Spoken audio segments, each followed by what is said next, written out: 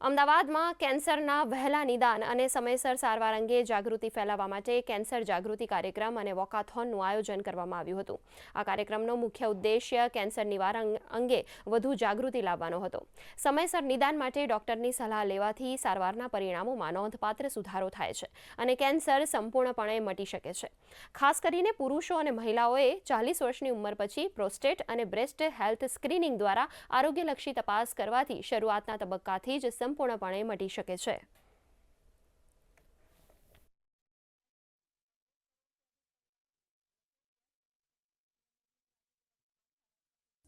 મહિલાઓમાં થનારા સૌથી બે ઇમ્પોર્ટન્ટ કેન્સર્સ ગર્ભાશયના કેન્સર અને સ્તન કેન્સરમાં એક વસ્તુ એવી સારી છે કે એના કેન્સર્સ બહુ સારી રીતે મટી શકે છે.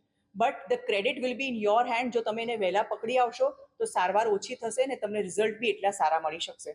અને આના બે વસ્તુ માટે આપણે કરી બી શકીએ છીએ. જ્યારે સ્તન કેન્સરની વાત કરીએ તો આપણે કેવી રીતે સતર્ક રહીએ?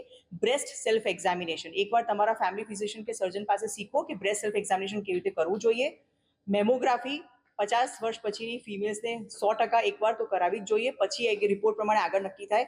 ગર્ભાશયની કેન્સરની વાત કરીએ, વેક્સિન આજકાલ એના માટે અવેલેબલ છે. તો please motivate your self and your children